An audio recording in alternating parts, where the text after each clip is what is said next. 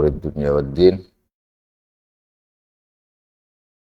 Wassalatu wassalamu ala sayyidina Muhammadin wa ala alihi wa ashabihi wa man tabi'ahu ila yaumiddin. Amma ba'du.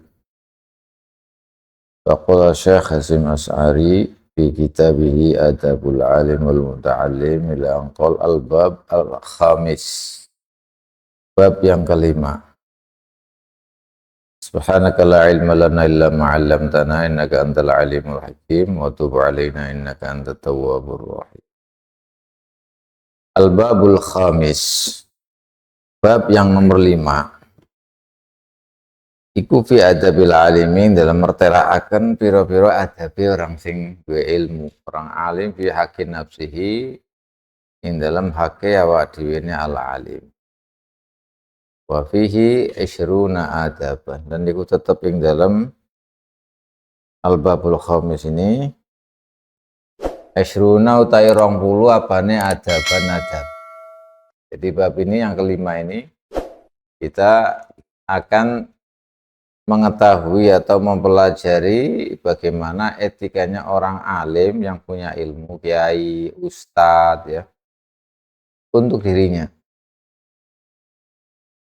Jadi kalau kemarin adab-adab atau akhlak-akhlak etika bagi pelajar atau bagi santri, sekarang etika atau adab bagi kiainya, bagi guru-gurunya.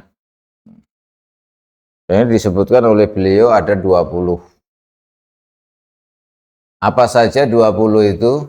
Al-awwalu utawi sing pertama an yudima ku yen to nglanggengaken sapa al-alim muraqabatallahi ing muraqabahe Allah fis sirri dalam waktu rahasia wal alaniyah waktu terang-terang.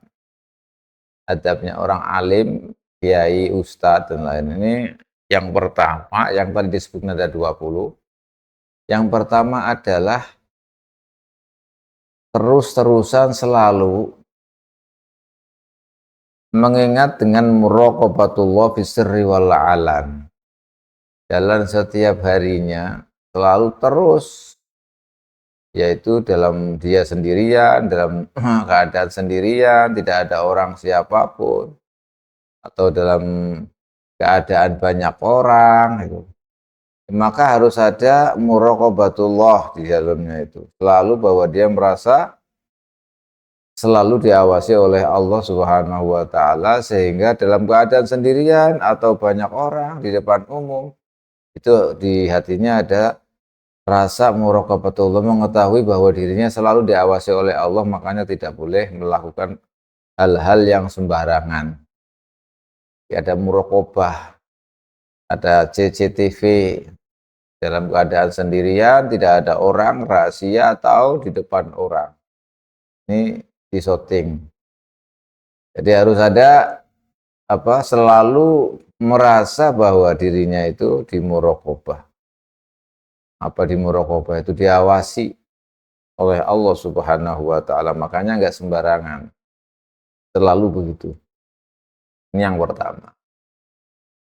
Jadi sehingga omongannya, perbuatannya, apa yang dilakukan itu disaksikan oleh Allah, maka dia mesti menjaga diri. Dan itu harus terus-terusan, enggak boleh tidak. Ini akhlaknya orang yang alim. Jadi orang alim berat sekali itu, terus menanamkan hal-hal yang seperti itu pada dirinya. Wasani utawi yang nomor loro, yang nomor 2 ayyulazim aku yen to nglanggengaken netepi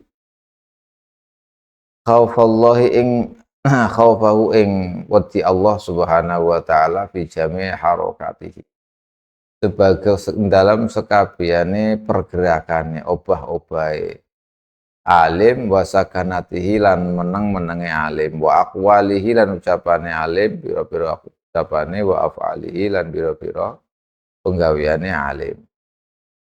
Yang nomor 2, orang yang punya ilmu itu harus selalu takut kepada Allah Subhanahu wa taala dalam semua pergerakannya. ucapannya, ketenangannya, diam, semuanya bergerak, diam, ucapannya, pekerjaannya, apa semuanya. Itu harus didasari khaufallah, takut kepada Allah. Kenapa takut kepada Allah? Dalam segala tingkah, segala keadaan. Fa innahu aminun ala mastauda'a fihi minal ulum. Fa innahu krono tempat sedune alim aminun niku wong sing dipercaya. Jadi amin yang menerima amanat ala mastauda'a fihi, ala mastudi'a fihi. Ing atase perkara kang den titipaken apa ma fiing dalam al-alim nyatane minal ulumi sang biro-biro ilmu wal hikmati lan hikmah wal khasyati lan khasyah. Wa tarku dzalika iku minal khiyanati utawi ninggal kabeh khaufuhu sisakan nanti ila akhir. Terus pokoknya apa-apa yang dititipkan kepadanya lah iku minal khiyanati setengah saking dari khianat. Ini orang yang punya ilmu harus tahu dirinya seperti ini. Selalu takut kepada Allah Subhanahu wa taala dalam segala keadaan. Pergerakannya, tenangnya, ya, ucapannya, pekerjaannya, apa semuanya. Kenapa? Karena dia itu, orang alim itu adalah amin. Yang diserai amanat baginya, yaitu ilmu, hikmah, dan takut semuanya. Dan itu semuanya adalah amanat.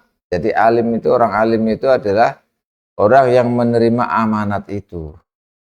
Kalau menerima amanat, maka harus itu tadi, harus ada takut, ada muraqabah. Jadi apa yang dilakukan, apa diamnya, pergerakannya, ucapannya, apa semuanya itu harus didasari dengan takut kepada Allah Subhanahu wa taala. Jadi tidak sembarangan. Kalau punya ilmu itu hati-hati mau yang diomongkan, karena yang diomongkan itu benar enggak, berdasarkan dalil enggak, ya, itu. Atau yang dilakukan itu benar enggak. Itu semuanya didasarkan dengan takut kepada Allah Subhanahu wa taala. Ini orang alim. Kalau tidak seperti itu, maka dia berkhianat. Ini bahaya. Waqad qala Allah taala, dan teman dawuh sinten Allah, la takhunullaha war rasula wa takhunu amanatikum wa antum ta'lamun. Ojo khianat selaramu kabeh Allah ing Gusti Allah war rasul lan utusan. Wa takhunu lan khianat selaramu kabeh amanatikum pira-pira amanat sira kabeh wa antum hale utawi sira ta'lamuna iku ngerti seleramu kabeh. Jangan sampai kau mengkhianati Allah, mengkhianati Rasulnya, dan mengkhianati amanat-amanatnya, amanat-amanat yang diserahkan kepada kalian, sedangkan kalian tahu tentang hal itu. Lah ini bahaya. Makanya ilmu, hikmah, dan kita ada rasa takut di hati kita kepada Allah, itu adalah amanat bagi kita. Amanat bagi orang yang alim, amanat bagi orang yang alim. Maka kalau tidak seperti itu, Masya Allah, dia dinamakan berkhianat. Kalau berkhianat, kemarin dijelaskan, alamatul munafik itu, ada berapa? Ada 3 itu. Yang ada 3. Wa idza tumina khona. Wasalisu, tapi sing nomor 3, ayu lazima iku yen tong lazimi ngelanggengnya sakinata ing tenang. Jadi sikapnya itu tenang, enggak gerusa-gerusu, mengandalkan ilmunya sesuai yang diketahui, yang dihadapi itu bagaimana. Yang ini, jadi selalu tenang, tidak gelisah, tidak ini, ya. Itu namanya orang alim. Dan ini tenang, nggak gampang kagetan. Selalu tenang, mengharja. Kalau ada apa-apa, ada ini, ya ditanggapi dengan ilmunya itu, sehingga santai istilahnya, tenang, nggak perlu kagetan, nggak perlu ini. Kenapa? Karena didasarkan ilmu. Karena yang dilakukan, yang akan diomongkan semuanya itu adalah berdasar takut kepada Allah Subhanahu wa taala. Maka segalanya dirinya itu selalu di muraqabah.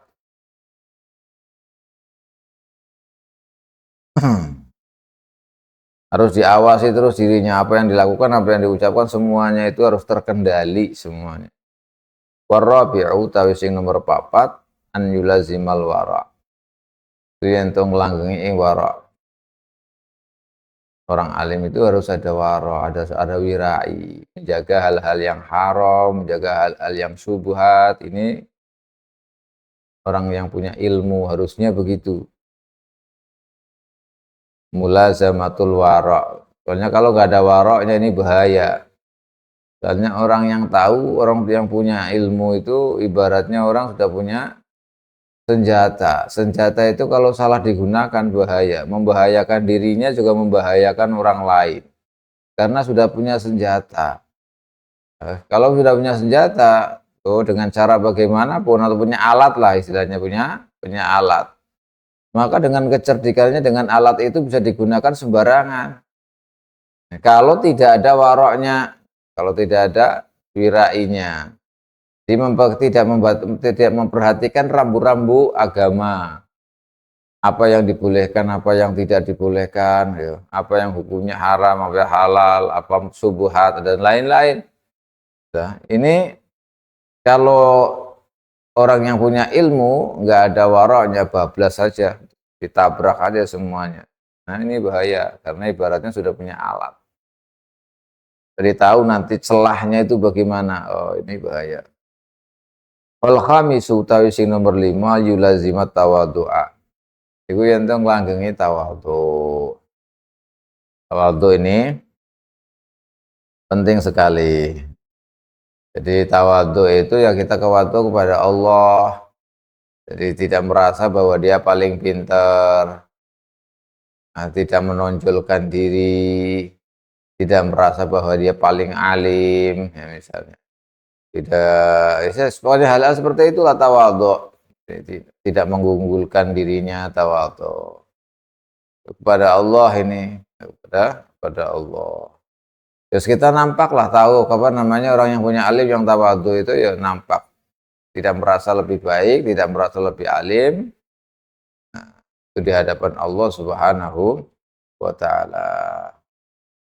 Kadang kita terhadap syekh kita juga nggak boleh sombong di atasnya. Kita memakai adab-adab atau orang alim, orang santri semuanya itu dengan memakai atau mempraktekkan adab-adabnya. Nah, tawadhu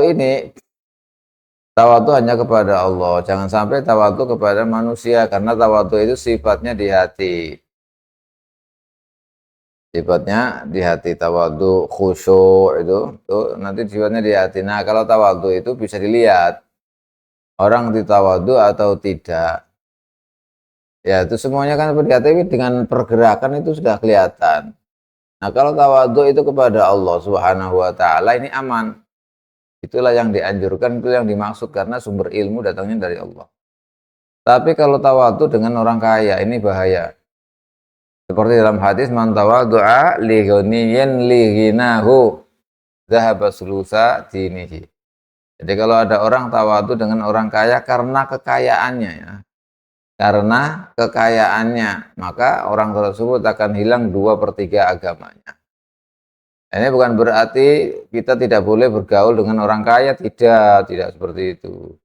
Tapi kita tawadhu karena kekayaannya. Karena banyak sekali misalnya orang itu kaya banyak duit, tapi dia malah tawadhu istilahnya. Gak mengandalkan duitnya, gak malah ini masalah. Malah justru orang kaya yang dermawan sekali, yang hartanya itu tidak masuk ke dalam hatinya. Hanya di tangan saja. Dia hanya berkeyakinan bahwa harta yang dimiliki adalah sebagai amanat, sebagai perantara saja untuk disampaikan, diberikan kepada yang lain yang berhak. Jadi dia sebagai wakil Allah Subhanahu wa taala di muka bumi ini. Jadi wakilnya untuk membagikan harta yang diberikan oleh Allah kepada orang lain. Jadi tidak meyakini bahwa rezeki itu atau harta yang dimiliki adalah miliknya, tapi milik Allah Subhanahu wa taala kapan saja bisa diambil oleh Allah. Jadi nggak berpengaruh. Lah kalau yang segini banyak sekali. Yang penting kalau tawadhu kepada orang kaya karena kekayaannya, ini harus dipahami, itu karena kekayaannya. Tapi karena misalkan orang alim itu orang apa? Orang kaya tapi alim misalnya, alim punya ilmu istilahnya, dan kita tawadhu sama dia, sama beliaunya misalnya, bukan karena kekayaannya tapi karena ilmunya, ya beda lagi, tidak apa-apa. Tuh. Nah, kalau sudah hilang sulasat ini hilang 2/3, aduh, berarti tipis sekali imannya. Tipis sekali imannya. Wasadisu utawi sing nomor 6 ayu lazima iku yen tong langgengi sapa alim al khusyu'a in khusyu lillahi taala, selalu khusyuk kepada Allah, tunduk kepada Allah. Selalu tunduk kepada Allah. Apa saja dilarikan kepada Allah bahwa dia tidak bisa apa-apa dan tidak punya apa-apa. Akhirnya segala yang diucapkan yang ini semuanya patuh tunduk kepada Allah, bukan karena dirinya. Ini harus diterapkan karena ini bahaya.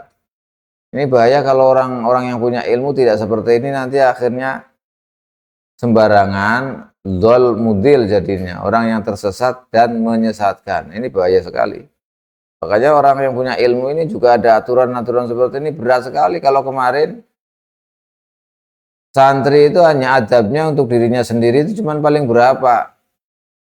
Hanya ada 10, ya. Ada 11, kemudian untuk pelajarannya itu berapa tata caranya, etikanya ada 13, itu cuma sedikit. Nah ini orang yang punya ilmu, kiainya, atau gurunya, ustadznya, itu akhlak atau adab untuk dirinya ada 20. Tadi sudah disebutkan 6. Ya 5 ini kita sudah 6 ini. Mulazamatul khusyuk. Wa mimma kataba Malik radhiyallahu anhu. Dan itu setengah saking perkara kata bagang nulis ing mas apa Malik Imam Malik radhiyallahu anhu rahimahullahu taala ila Rasyid maring Harun Rasyid. Ini ada catatan. Imam Malik itu mencatat sesuatu kepada Harun Rasyid. Mengirim surat lah istilahnya. Kalau Harun Rasyid itu kan pimpinan, raja istilahnya. Jadi antara raja dengan ulama istilahnya. Imam Malik itu kan ulama, orang yang alim itu.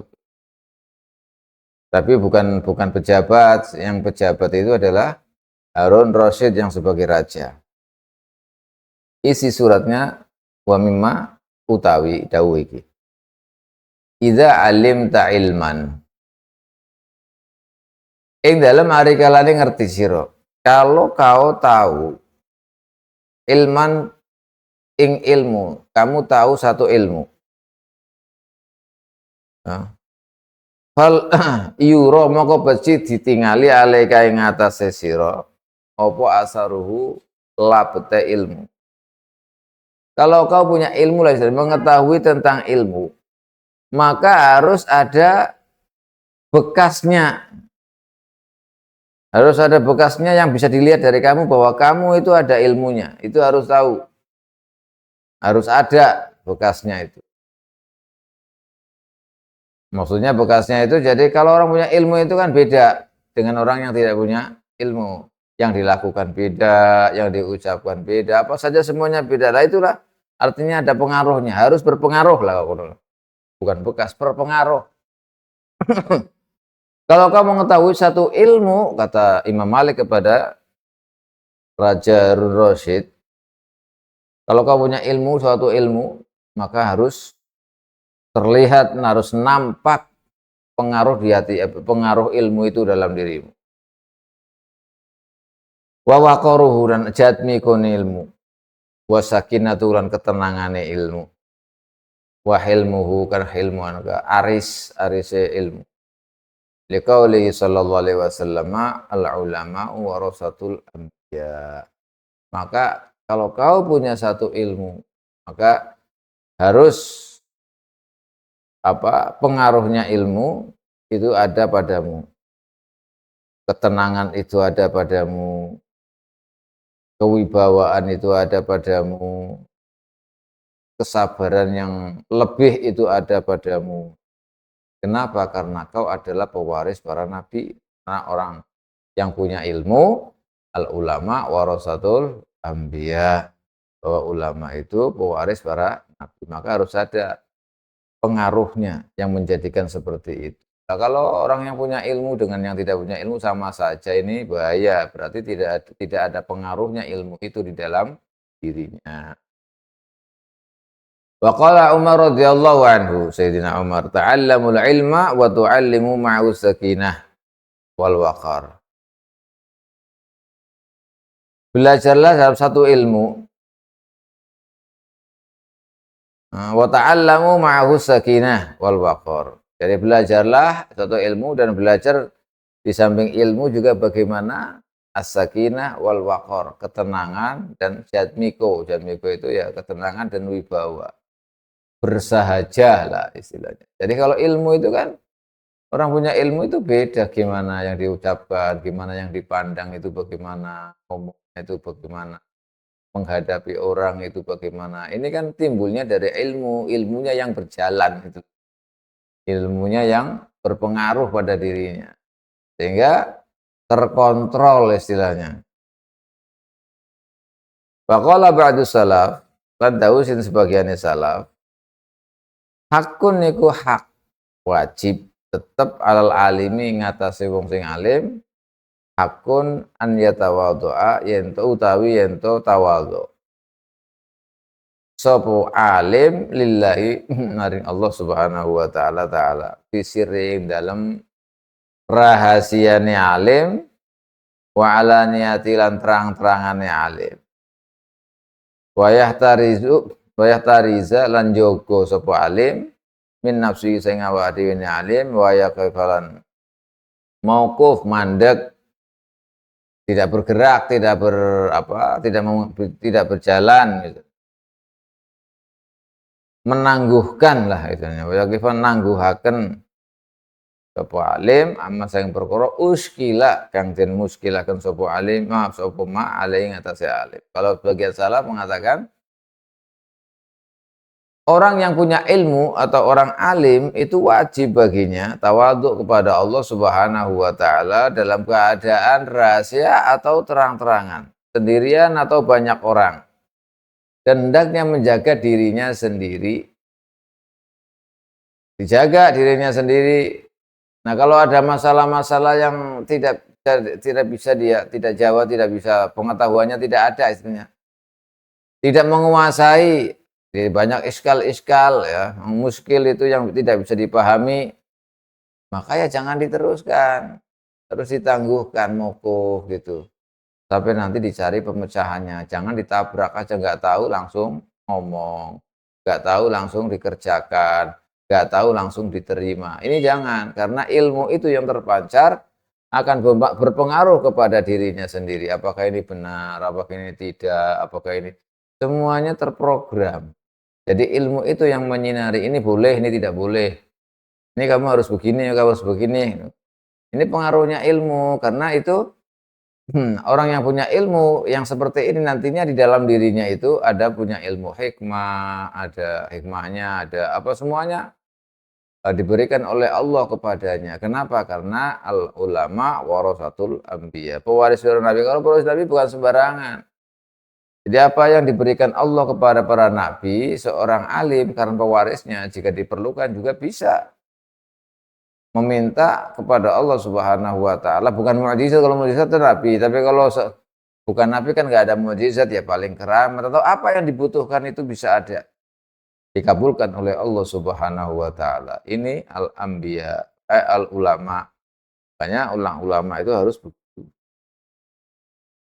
Wasabi'u tawi sing nomor 7 itu ayyakuna yen to ana apa takwiluhu tetanggenane cecekelane lah al alim fi jami' umurihi ing dalam sekabehane umure perkarane alim iku ala Allah taala pada Allah Subhanahu wa taala. Semua urusannya dia itu harus berpegang pada didasarkan kepada Allah. Jadi semuanya dilarikan kepada Allah. Tidak merasa dia itu punya ilmu, tidak merasa dia bisa gitu. Tidak merasa dia itu kuat, tidak ada. Semuanya dilarikan kepada Allah Subhanahu wa taala. Ilmu Allah, tenaga Allah, pengetahuan Allah kapan saja bisa diambil, bisa macam-macam lah ini.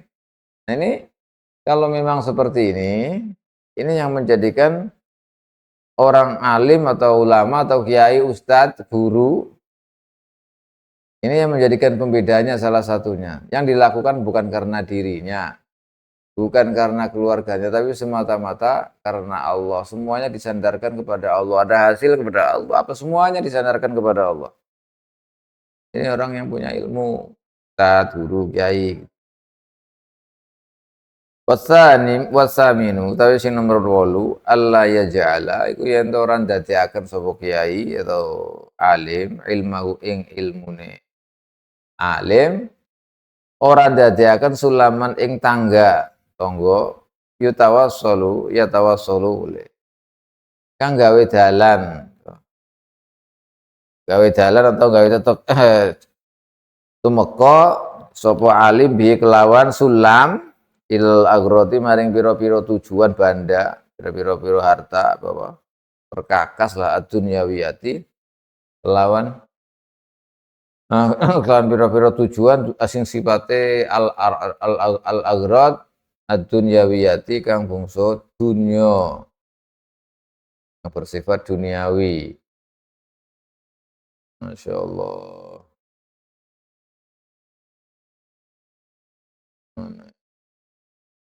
Tawassalu bihi al-aghrad ad-dunyawiyah, tujuan-tujuan dunia. Contohnya apa? Min jahin saking pangkat, au malin atau bondo, au sum'atin atau nama baik, au syuhrotin ketenaran, au khidmatin khidmah, berbakti ya, kebaktian, au takodubin apa dingini ala akronihi di depan istilahnya. Etase piro-piro koncone atau sepadane al-alim. Ini Allah, ini yang berat sekali. Yang nomor 8 itu adabnya alim kepada dirinya sendiri. Jadi kalau misalnya kiai, guru, ustadz, apa harus bagaimana kepada dirinya? Ini yang pertama, dengan ilmunya itu jangan sampai menjadikan ilmunya itu adalah perantara atau alat. Ilmunya digunakan alat untuk mendapatkan, untuk mencapai tujuan-tujuan dunia. Tujuan-tujuan yang bersifat duniawi. Contohnya seperti apa? Seperti agar mendapatkan jah, pangkat. Akan mendapatkan pangkat dengan ilmunya itu supaya mendapat pangkat. Menggunakan ilmunya agar mendapatkan pangkat jabatan.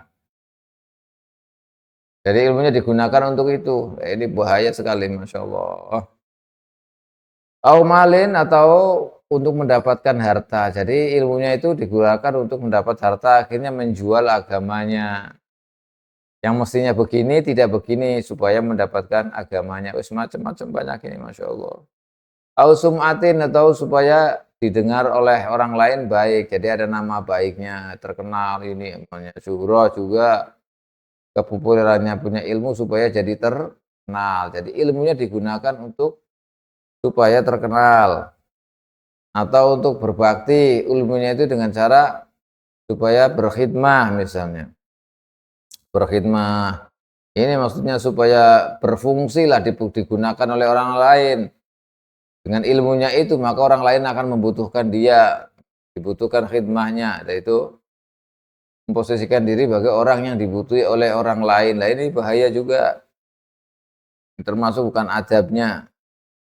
Atau dengan ilmunya itu supaya berada di depan daripada atau lebih maju, lebih hebat dibanding dengan teman-temannya, sepadannya. Nah, ini semuanya itu adalah akhlak bagi orang yang alim. Makanya orang alim itu berat sekali ini seperti ini. Karena ilmu yang didapatkan adalah amanat, dia bisa megang enggak, dia melaksanakan enggak. Seperti nabi enggak maksudnya. Karena itu urusan para nabi, kalau tidak berarti dia berkhianat.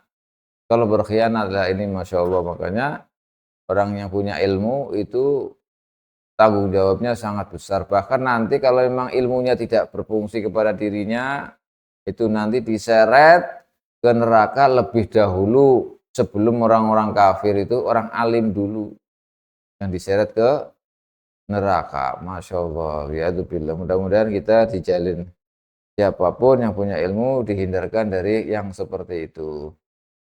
Masya Allah. Wattasi'u utawi sing nomor 9, yang 9, ada bi al-alim fi nafsihi, fi haqqi nafsihi. Allah yu'azima iku yen orang ngagungaken sapa alim abna ad-dunya ing pira-pira anake dunya bil masyi kelawan lumaku ilaihi maring ahli dunya abna id-dunya wal qiyam lan ngadeg lahum krana abna id-dunya illa idza kana kejaba ing dalem ari kalane ana fi dzalika ana iku ing dalem ta'zim atau qiyam ngadeg krana abnaid dunya maslahatun napa sing ana maslahat tazidu kang nambahi apa maslahat ala hadhil mafsadati ing atase ikilah mafsadah kerusakan la siyama nanti terusnya. Nah, ini yang ke-9 itu. Ini lebih tegas lagi Kiai Hasyim Asy'ari itu menjelaskan kalau orang itu punya ilmu maka hendaknya tidak boleh mengagungkan orang abnaid dunya, orang-orang yang bergelimang dengan dunia. Abnaud dunya itu artinya orang yang dipikirannya itu adalah dunia. Yang digeluti yang itu semuanya dunia. Apa yang dilakukan itu orientasinya semuanya adalah dunia. Yang menjadi tolak ukur, barometer diukur segala adalah dengan dunia. Maka ini jangan mengagungkan orang seperti itu karena dunia itu tidak ada apa-apanya dibanding dengan ilmu. Maka kalau tunduk atau mentakzimkan dengan orang-orang yang itu tadi abnaid dunya, ya ini bahaya. Atau sampai mendatangi abnaid dunya, orang-orang yang orientasinya apa saja diukur dengan dunia, ini kemudian sampai mendekat apa semuanya, ini jangan, orang yang punya ilmu itu. Atau sangat menghormatinya kalau datang, misalnya datang orang yang seperti itu orientasinya dunia, langsung berdiri karena memuliakan misalnya. Ini bahaya, malah cium tangan dengan orang-orang yang abnaid dunia itu tadi. Wah, ini malah lebih parah lagi. Karena ilmu itu tidak bisa seperti itu, harus diagungkan. Ilmu itu agung ya. Jadi tidak bisa digitukan. La siyama itu kecuali memang ada maslahat tertentu yang apa? Ada maslahat tertentu. Ini kok mafsadah, ini maslahat, ini kok mafsadah. Ala hadhil maslahah.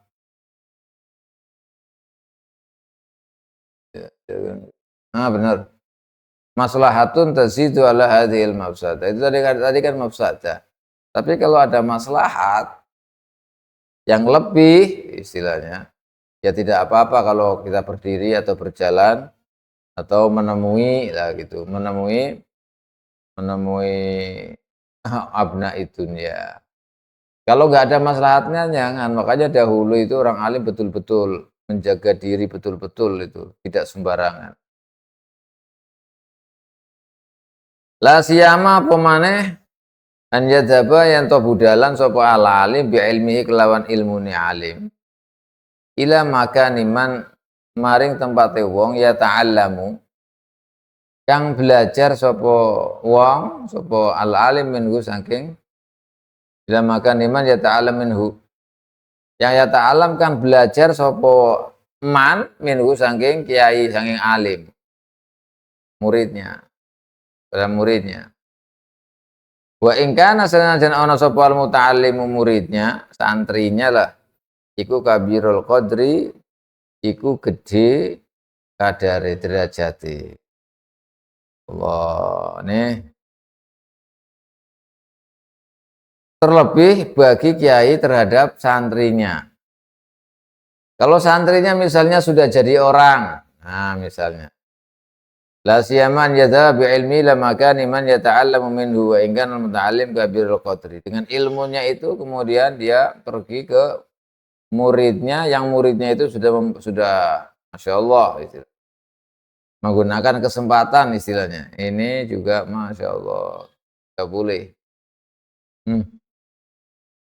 Mendatangi muridnya yang sudah memiliki derajat mau ke sana. Tuh, ini dengan atas nama ilmunya itu. Ini kiai yang seperti ini juga nggak boleh, biarkan saja, doakan saja. Kalau muridnya itu memang seperti itu dan muridnya itu punya adab, punya ini, ya pasti akan datang ke gurunya, ke kiainya. Bukan kiainya yang datang ke itu. Karena nanti masih masuk bagian ketenaran dan lain-lain. Maka ini guru, Masya Allah, tidak sembarangan. Tapi guru harus senang juga kalau ada murid atau santri sukses istilahnya. Maka muridnya sama gurunya senang. Tapi jangan kemudian mendatangi ke muridnya yang sudah sukses itu apa semuanya dengan ilmunya itu. Karena berbahaya ini. Kalau muridnya tahu dan punya derajat yang seperti itu kan mestinya santrinya itu yang datang ke kiai. Karena yang dicapai itu adalah berkat karena kiai, barokahnya kiai, ilmunya yang dari kiai. Intinya kan begitu, bukan kiainya yang datang kepadanya. Kecuali ada hal-hal tertentu yang tidak menyebabkan apalah istilahnya, atau menjadi maslahatnya, maka itu tidak apa. Bal yasunu ilmahu, balik ngrekso sapa alim ilmahu ing ilmune alim. Kama sonahu salaf as-salih, seperti bagaimana orang-orang salaf dulu as-salih itu menjaga ilmunya itu. Ya, cinta kayak cerita-cerita dahulu itu ya Masya Allah memang. Jadi kalau santri sama muridnya, ya santri ya kalau bok ya ngurus sama muridnya, bok kiai sama santrinya. Kalau santrinya sudah ada yang jadi orang misalnya, maka kiainya dengan ilmunya mendatangi atau mendekati muridnya supaya apalah gitu. Ini kan nggak bagus gitu loh etikanya. Kalau memang senang ya cukup senang aja, nggak usah ke sana. Santrinya sebaliknya, kalau memang itu memperoleh derajat yang agung ya harus apa? Bersyukur, berterima kasih kepada syekhnya, kepada kiainya, sowan kepada kiainya begitu. Alhamdulillah telah menjadi orang istilahnya, punya derajat, punya apa istilahnya. Istilahnya muridnya bisa punya pondok lagi misalnya. Ya maka muridnya itu yang ke kiainya, bukan kiainya yang ke muridnya. Ini bahaya itu. Ada aturannya seperti itu. Wa akhbaruhum fi dzalika masyhuratun. Tapi piro-piro kabare salafus saleh fi dzalika yang dalam masalah menjaga ilmunya itu masyhuratun itu terkenal. Wis den kuncaraaken ma'al khulafa wa ghairihim. Sertane piro-piro khalifah pimpinan wa ghairihim lan liyane khulafa. Di terjadian kisah-kisah dahulu mulai zaman sahabat sama tabi'in seterusnya itu terkenal dahulu kalau orang yang punya ilmu pasti menjaga dirinya seperti itu. Menjaga dirinya dari hal-hal yang bersifat atau dari tujuan-tujuan duniawi, yaitu pangkat, derajat, dunia, apa saja itu dijaga ilmunya dari hal-hal yang seperti itu. Makanya orang-orang salaf itu seperti itu. Kita juga harus yang punya ilmu, kiai, ustadz, guru, itu harus seperti itu juga, menjaga ilmu. Kamaru ya an Malik. Koyo dan riwayatakan an Malik sahing Sayyidina Imam Malik bin Anas. Kamaru ya opo annahu teman setune Malik bin Anas, kala iku dawuh sapa Malik bin Anas dawuh ngaten. Dakhaltu ala Harun ar-Rasyid. Saya masuk ke Harun Rasyid. Saat Faqala li maka ngucap sapa Harun Rasyid limaring ingsun pimpinan ini. Jadi pimpinan raja, ya Abu Abdillah, wahai Abu Abdillah. Ya Abu Abdillah, yang bagi sayujo opo antah talifa. Yen to berbeda sapa sira bedani ilaina maring hatta yasma'a sibyanuna al-muwatta. Nah ini yang pernah saya ceritakan juga ini. Jadi kamu ikhtilaf itu maksudnya takhtalifu bukan beda, maksudnya silih berganti, kamu datang sering-sering ke sini, itu namanya takhtalifa. Ikhtilaful laili wan nahar itu kan, jadi berganti-ganti. Artinya sering ke sini, itu ikhtilaf itu. Kamu sering-sering ke sini laina kepada kita. Hatta yasma'a sehingga krungu apa sapa sibyan nabi biro anak cilik kita al muwatta ing muwatta waktu itu. Jadi Imam Malik ini memang ulama-ulama dulu ini orang yang benar-benar alim ya, punya ilmu dan mengamalkan ilmunya. Dahulu itu orang-orang salaf itu Masya Allah menjaga ilmunya, benar-benar menjaga. Dari hal-hal yang bersifat duniawi, jadi tujuan-tujuan dunia semuanya tadi itu dijaga. Sangat takut sekali. Karena takut menjadi ulama dunia, yaitu ulama asu.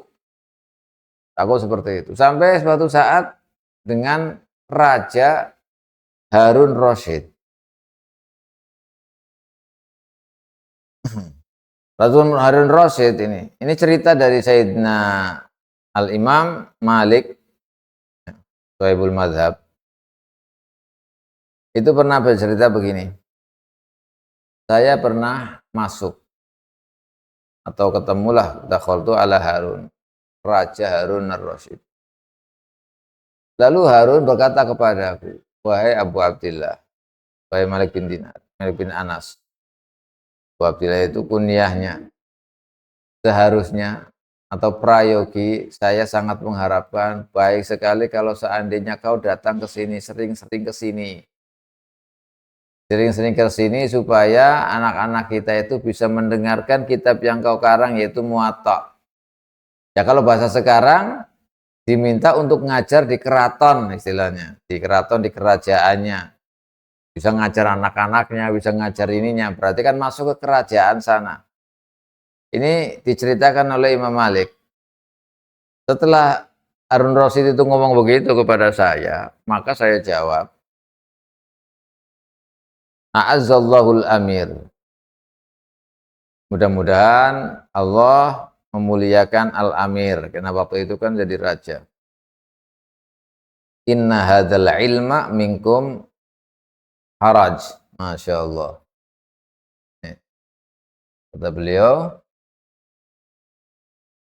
A'azzallahul amir, inna hadzal ilma minkum haraj. Fa in antum a'zaztumuhu azza. Ya Allah. Wa in zalatumuhu zalla. Masyaallah.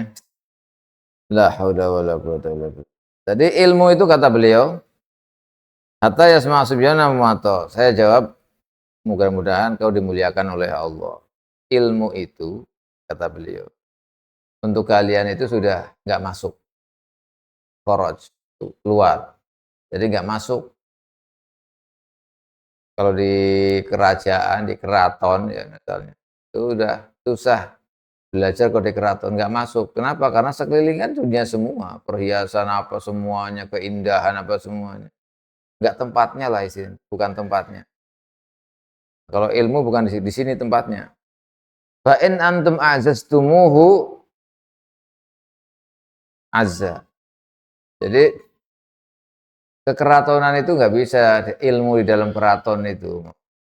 Kalau kamu mau benar-benar mau belajar, merasa bahwa ilmu itu aziz, sangat mulia, dan kau memuliakannya, maka ilmu itu ya akan jadi mulia.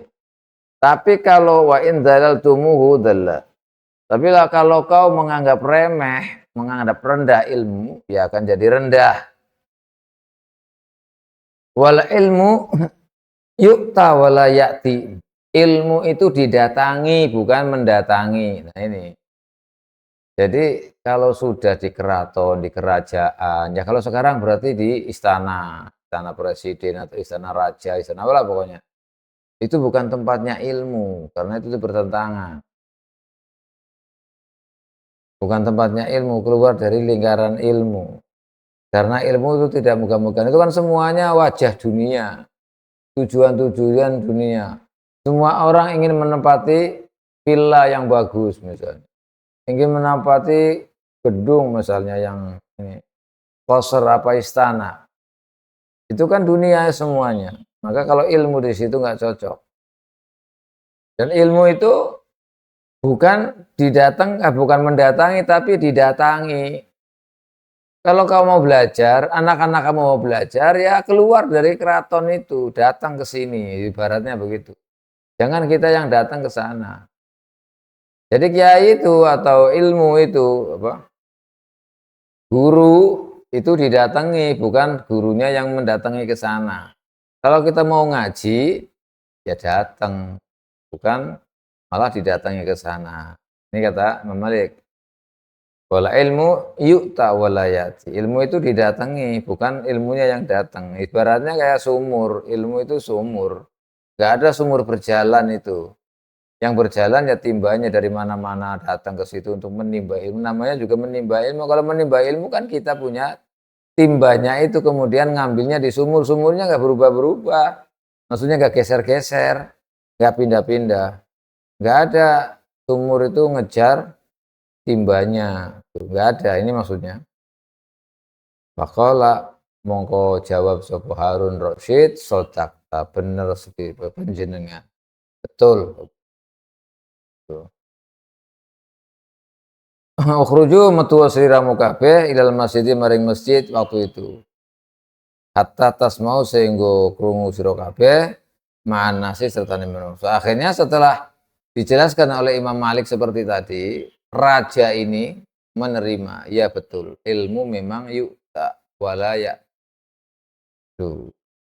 Kalau kita anggap ilmu itu agung, maka akan jadi agung kita ini. Tapi kalau kita rendahkan ilmu, maka kita juga akan menjadi rendah. Maka kadar tingginya orang, mulianya orang terhadap ilmunya itu bagaimana? Kalau ilmu dianggapnya ilmu yang berharga sekali. Tidak semua orang diberi ilmu. Dia merasa bahwa ilmu itu adalah yang paling mulia, maka dia akan jadi mulia. Tapi kalau dia tidak menganggap ilmu itu hal yang sepele, yang tidak apa, nggak ada ininya, maka dia akan menjadi orang yang hina, orang yang sepele juga. Karena ilmu itu minallahi subhanahu wa ta'ala yang harus dijaga. Nah ini, setelah dijelaskan oleh Imam Malik seperti itu, nah kamu kalau mau belajar ya datang, bukan kita yang datang ke istana sana, datang ke sini. Kalau anak-anak kamu mau belajar ya ke sini, bukan yang ke sana, bukan kitanya yang ke sana. Sumur kok berjalannya, nggak mau sumur mencari timba yang nggak ada. Dijawab oleh Harun Rasid, betul itu. Maka kalian anak-anak yang tadi disebutkan, anak-anak keluarlah ke masjid sana untuk mendengarkan pelajaran-pelajaran atau untuk mengaji, mendengarkan kajian Imam Malik rahimahullahu taala. Nah, ini contoh Imam Malik itu berani dengan raja itu seperti ngomong itu. Ya karena ilmunya. Kenapa? Karena kalau ke sana itu bukan tempatnya. Ke kerajaan, ke keraton itu, ke kosernya, gedung ininya itu bukan tempatnya. Gak mau diundang ke sana. Kali ini diundang kan untuk apa? Untuk mengajari anak-anaknya di sana, orang-orang keraton. Tetap tidak mau. Kenapa? Karena ilmu itu aziz. Jangan digunakan menjadi alat untuk mencapai tujuan-tujuan dunia. Wa qala Zuhri dawu sapa Zuhri. Hawanun bil ilmi an yatahammalahul alim ila baitil muta'allim. Masya Allah. Jadi kata Imam Zuhri itu, mana tadi? Hawan itu enteng, remeh, bil ilmi. Lawan ilmu, apa an yahmilahul alim yen to nggawa sapa ing ilmu sapa al alim sing duwe ilmu ila baitil muta'allimi maring umahe wong sing belajar. Sangat rendah sekali kalau orang yang mau belajar terus gurunya, kiainya datang ke rumahnya sana, itu rendah sekali. Nilainya itu rendah. Jadi istilahnya tadi kalau sumur mendekat atau berjalan menuju timbanya. Ini waduh hina sekali. Ya, mestinya kebalikannya, orang yang mau belajar itu datang, bukan kiainya datang ke rumahnya untuk mengajarkan. Ini enggak, itu remeh sekali. Rendah sekali. Ilmu itu rendah sekali. Ilmu itu harus aziz. Karena itu aziz, pemberian Allah yang sangat mulia. Nah, yang mau belajar silahkan datang. Masya Allah. Jangan datang ke rumahnya orang yang mau belajar itu. Ini rendah sekali. La fa in da'at ila dzalika, mongko lamun lah, itu kan tidak boleh tadi ATK-nya. Sekarang kalau misalkan keadaan darurat, fa in da'at mongko lamun ngajak ila dzalika atau maring mengkono mendatangi orang yang belajar, rumahnya orang yang sedang belajar. Seperti itulah istilahnya, harus ke sana misalnya. Harus mendatanginya ke sana, orang syekhnya, kiainya itu. Daruratan ila zalika apa daruratun darurat. Awik tetutuna terapi ing ing dalik apa maslahatun maslahah rojihatun kang rojeh. Onjo. Ala mafsadati ing atase ala mafsadati ibtidaihi. Ib apa? Ibtidalihi. Ala mafsadati ibtidalihi. Ing atase kerusakane ibtidal. Ibtidal itu ya merendah sedikit. Al-alim fala ba'sa mongko ora ana apa-apa, tidak ada bahaya iku mujud madza matil halu hati. Selama dalam selagi ini langgeng opal halu kila tingkah hati ya ikut tingkah. Tapi kalau misalnya memang keadaannya darurat, orang-orang nggak mau belajar misalnya, orang-orang nggak mau belajar, nggak mau ngaji, mau menjadi santri susah sekali, nggak mau, nggak ada yang mau, istilahnya ogah-ogahan. Yang mengharuskan seorang alim itu menyampaikan ilmu itu, nasrul ilmi, menyebarkan ilmunya itu, menularkan ilmunya itu, ya datang ke rumah-rumah atau kemanalah ke tempat-tempatnya orang yang sedang belajar itu, ya tidak apa-apa, boleh kalau memang keadaannya darurat atau ada maslahat, tentunya ada maslahat di situ dibanding antara maslahat dan mafsadahnya. Kalau misalkan mendatangi ke sana tidak menggugurkan atau tidak ada tujuan duniawi, ya maka enggak apa-apa. Itu enggak apa-apa, enggak masalah, la ba'sa. Enggak apa-apa, enggak masalah. Masya Allah. Tapi kalau tidak seperti itu, maka tidak boleh. Ini adabnya. Makanya orang alim itu benar-benar ilmunya itu jaga. Tidak dijual murah, apalagi dijual untuk keperluan dunia. Ini tidak boleh. Wa ala hadza, lan ing atase iki mengkono da'at ila dzalika dzarurah. Kalau memang kondisinya seperti itu, yuh malu den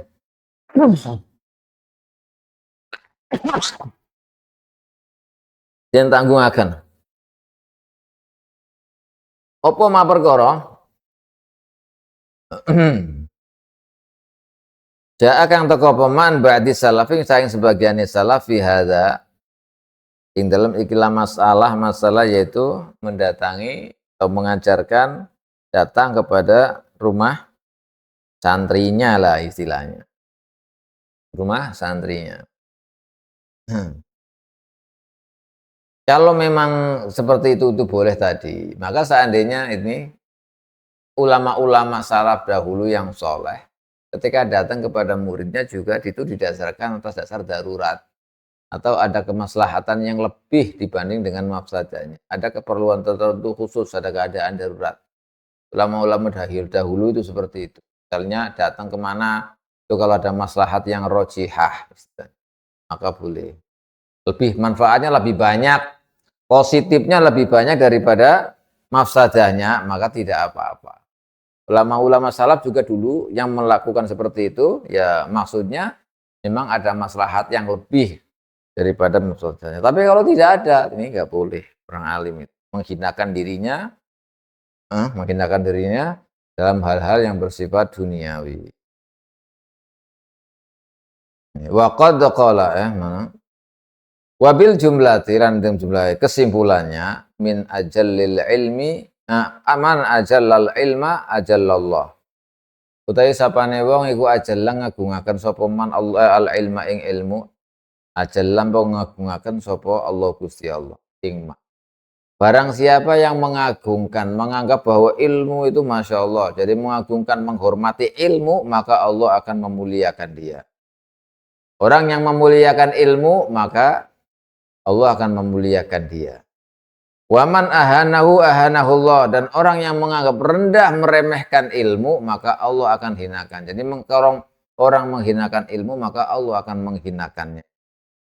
Tergantung kita mau diagungkan, mau dimuliakan oleh Allah atau tidak. Kalau kita pengen mulia, dimuliakan oleh Allah, ya kita harus memuliakan ilmu. Ilmu itu bukan sembarangan. Ilmu itu dari Allah. Kalau orang punya ilmu, berarti ini orang, Masya Allah, dikehendaki baik oleh Allah. Berarti dikasih sesuatu amanat oleh Allah, dipercaya oleh Allah. Sebagai wakil Allah, kita harus memuliakan ilmunya itu. Kalau orang yang memuliakan ilmu, maka jadi kayaknya karena punya ilmu harus memuliakan ilmunya, itu maksudnya. Memuliakan ilmu jangan ditukar dengan hal-hal yang bersifat duniawi, pangkat, jabatan dan lain-lain, nggak boleh.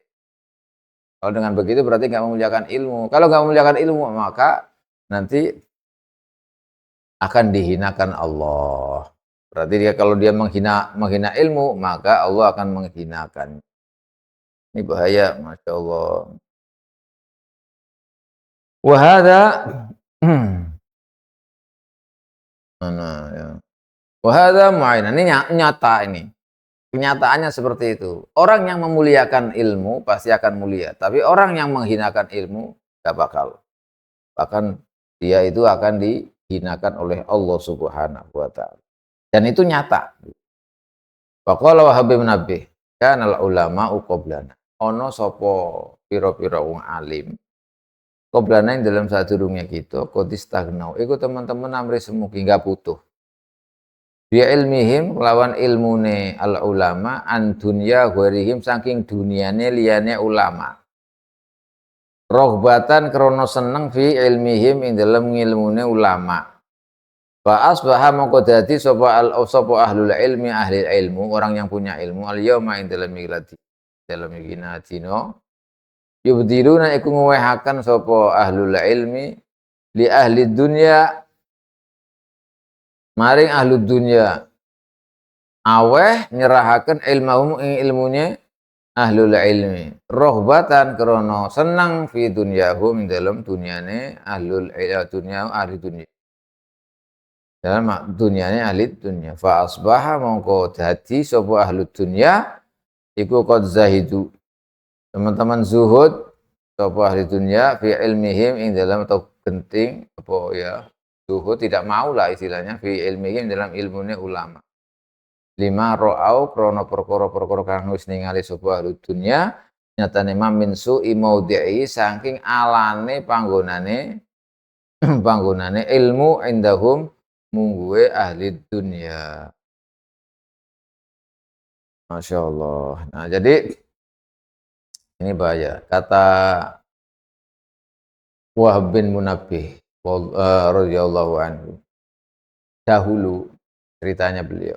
Dahulu ulama sebelum kita ini, ulama-ulama itu benar-benar tidak butuh. Kalau orang sudah punya ilmu itu sudah kaya maksudnya, tidak butuh dunia. Kalau orang itu punya ilmu nggak butuh dunia. Dahulu ini sebelum kita. Kenapa? Karena memihak kepada ilmu karena senang sama ilmu sampai nggak mikirin dunia sama sekali. Itu dahulu. Jadi kalau orang punya ilmu maka nggak memikirkan dunia sama sekali. Oh, nih.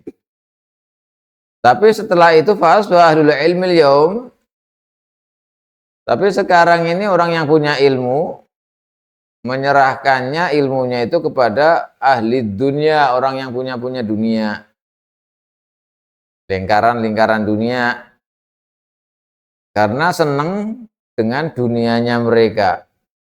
Masya Allah. Kalau sudah begitu, fa asbaha ahlud dunya wazahidu fi ilmihi. Maka orang-orang yang ahli dunia itu bidangnya bidang dunia, apa yang jadi orientasinya adalah dunia, itu ya akhirnya nggak mau ilmunya ulama itu, karena ulama tujuannya untuk dunia. Kenapa? Karena itu berarti su maudhi'ihi indahum, ilmunya bukan pada tempatnya.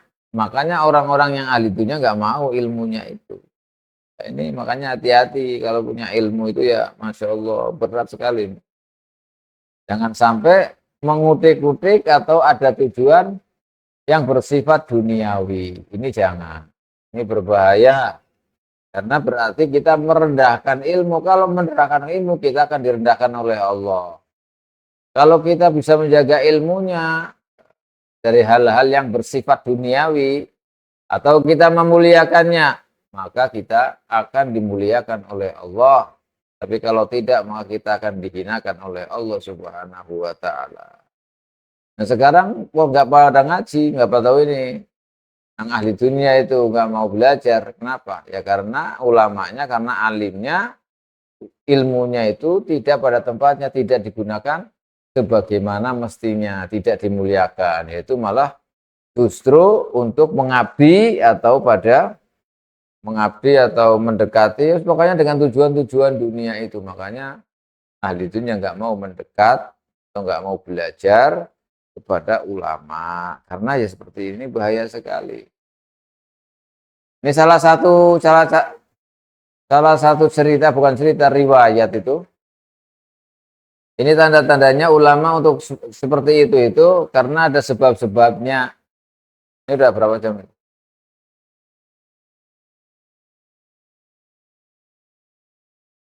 Oh, sudah 1 jam.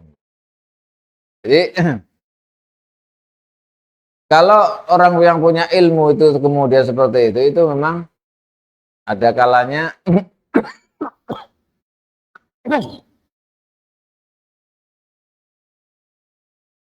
penyebab-penyebabnya itu ada sebab-sebabnya. Jadi ada sebab-sebab yang menjadikan seperti itu, yaitu yang disebutkan dalam adabnya muta'alim. Kalau ada adabnya muta'alim, kalau nggak dilaksanakan, itu nanti akan setelah mendapatkan ilmu akan dicoba oleh Allah Subhanahu wa taala. Seperti dalam riwayat ini dijelaskan sudah masyhur. Jadi kalau misalnya makanannya santri itu tidak betul-betul halal atau dari hal-hal yang syubhat, maka Allah akan memberikan 3 cobaan kepadanya, ujian. Salah satu di antaranya dia akan menjadi khidmah kepada penguasa. Jadi malah jadi pembantunya penguasa, salah satu di antaranya. Ini kalau pas waktu mencari ilmunya tidak beres. Maka salah satunya nanti itu 3 cobaan yang akan diberikan oleh Allah kepadanya, nanti akan menjadi pembantu daripada sultan.